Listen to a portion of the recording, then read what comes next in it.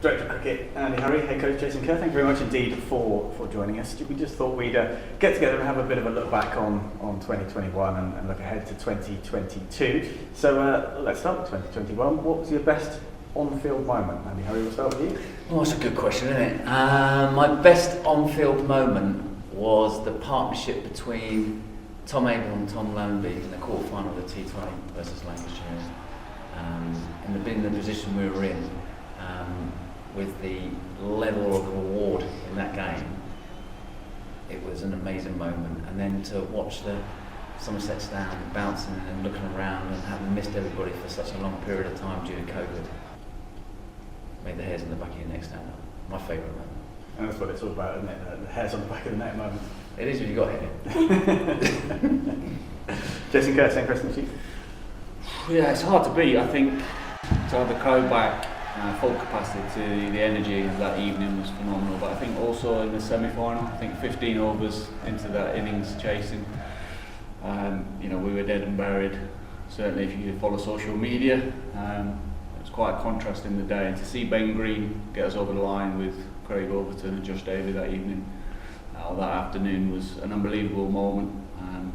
And so I think there's a little bit of parity there for me for different reasons, but it was a phenomenal innings by Ben Green that gave us that opportunity to get to the final. Obviously, it's there for all to see, the on-field moments, and I think many people would have chosen the moments that you've selected.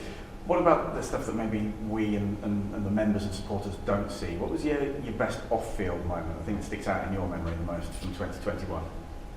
It's difficult because I think there's so many things that happen behind the scenes. I think a lot of credit has to go to a lot of people at the club for the way we've operated over the last 18 months. But I think even before that quarter final, to just feel the atmosphere build, to connect with people again, and to have that sense of, for us, what is normal, a full house at Taunton. It was an incredible, again, hairs on the back of your neck kind of moment, and there was no cricket played at that stage. Just realising what was to come that evening was, I guess, a sense of road to recovery for us all. So for me, that in itself was a great moment. Yeah, I'd have to concur with that. There's a huge amount of work going on behind the scenes that really challenged a lot of people, but everyone had the ambition to get cricket back on again, and it was phased, crowds coming back in, and I remember quite clearly the first time some crowd being allowed back in, and the difference that made to the performances on the field and the atmosphere around the ground. But another key moment for me was really a non-cricket related one. Little fella I've known since he was 11 years old, Max Waller. He had his first child this year, Milo, and that was a very special moment for me personally. But from a cricketing perspective, everything that went behind the scenes and how everyone pulled together, I thought was amazing. I thought you were going to say Max's county cap, but yeah, a child is probably slightly more. How old did that make you feel? Very old. Yeah, I can imagine it. Conversely, what was the most challenging moment for you both in 2021? Apart from this right now. It was really difficult. I think the season again over the last 18 months or last two seasons have presented numerous challenges, and I think it's only when you come out the back end of this summer as you realise the amount of mental energy that goes into what we do on a daily basis. So I think the challenge of trying to manage yourself through COVID, completely different. Incredibly fortunate that we were playing cricket, but completely different in the fact that it changed so many things that in an operational point of view we're used to. And I think so as a whole, the whole 18 months of COVID, and I appreciate we're not quite out of it yet, the challenges that's presented has helped us all grow in a lot of respects, but certainly something that we weren't expecting. Yeah, it beat COVID and the impact it had on so many people. We like to operate in a very well-planned, organised way, try and plan as far in the future as we possibly can, and we had to go through a number of times having put plans in place and having some contingency plans in place just in case, to ripping up the contingency plans and think of the new plans again. And then one of the biggest impacts was actually during the season where players all of a sudden at short notice weren't available. We had players being pulled away at the last minute to go to the 100. There's lots of little things that, after everything we've been through over the last 18 months, were quite big things for us to manage. But I'm really proud of how everyone came through that. But COVID's been tough on everybody.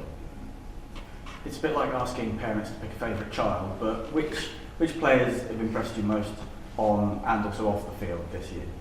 Yeah, that's a really tough question. There's been a lot of really impressive performances throughout the year. A lot of senior players have put in some really key performances at really important times for us. I think this club's always been about the future, and I think there's been a couple of really impressive performances by a couple of very young aspirational players. I think the progression of Lewis Goldsworthy over the last season has been phenomenal. He's obviously very talented, and we've been aware of his talent, but to see that transfer from second level cricket into first team cricket, some of the performances, the way he's applied himself in championship cricket with the bat have been phenomenal, and we've seen some real growth there. That's been really, really impressive. But his ability then in white ball cricket and his performances in the Royal London One Day 50 Cup and T20 with the bat and with the ball, have been phenomenal. And it's also been exciting to see Sonny Baker burst onto the scene, and that's going to be really exciting. So two young players I think have been hugely impressive amongst a number of senior players that have been very consistent in certain times of the year.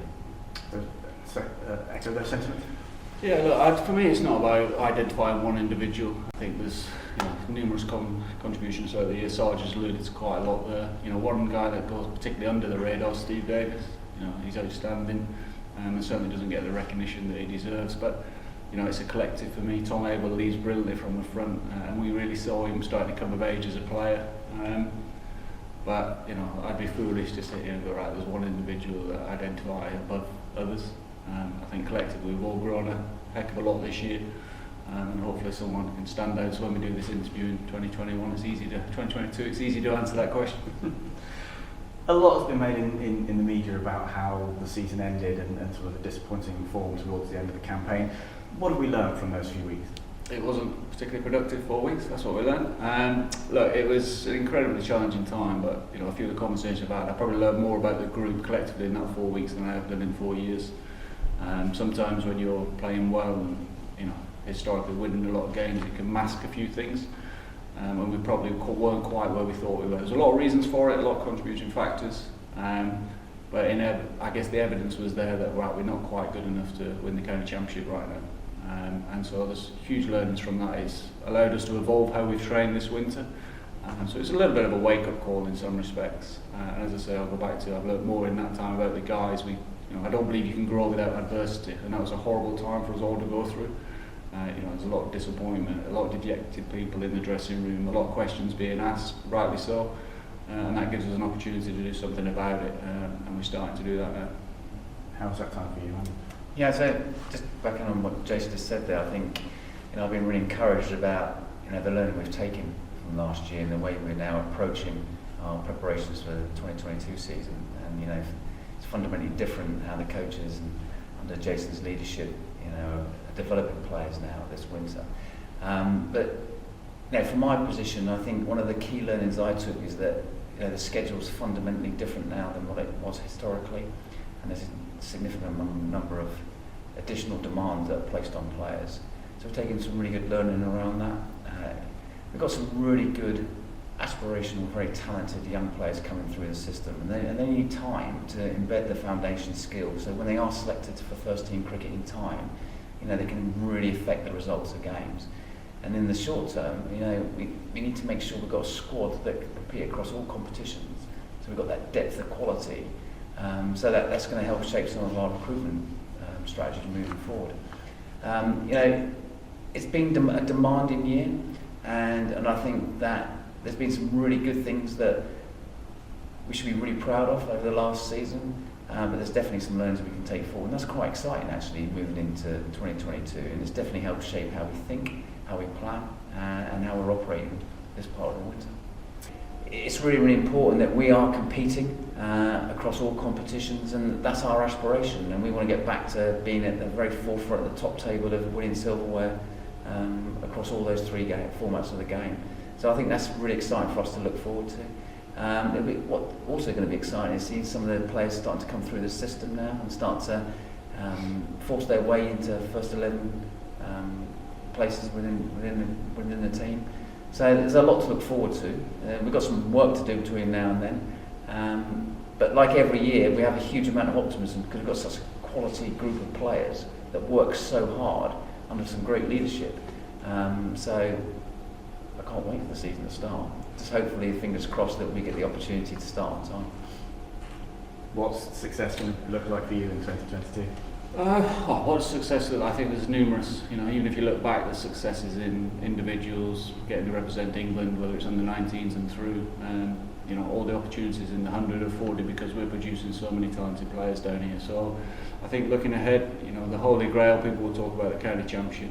Every game we go into, I want to win, and the players want to win. So nothing will change in that sense. But I think the expectation is that we win every game, and the reality is what we need to concentrate on is the process. What's going to allow us to win the games. So we've stripped it back a little bit, but as Andy said, we'll play a brand of cricket that hopefully excites people. People want to come and watch with incredibly high skill level. If we can do that, the results will take care of themselves, and then we'll be celebrating at the end of 2022. I hope so. Andy touched on it just now, mentioning the pathway and the players that are coming through. Obviously, Somerset's got a reputation of having one of, if not the finest pathway systems in the English domestic game.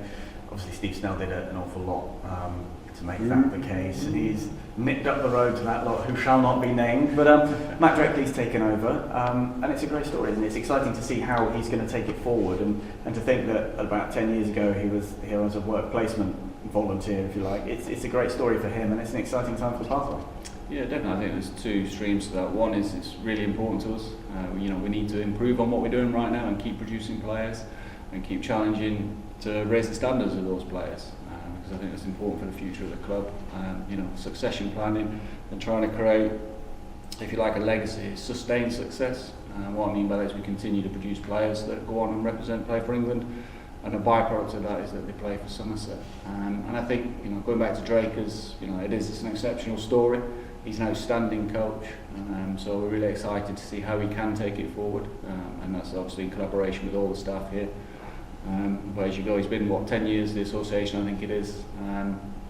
Has certainly earned the opportunity, and we're really excited for him. It's an inspirational story, isn't it, for other coaches who have high aspirations. He's a great role model for them, and we went through the process of finding an appropriate candidate to take over from Steve, and we were really excited about his vision for the future, and we were really connected with that. So, as Jason's alluded to, he's a very fine coach, and he's going to be an exceptional leader of the pathway. And what we're all excited about is young players coming through that system, through the whole wide system from the southwest, and his leadership in that transition from pathway into the professional game.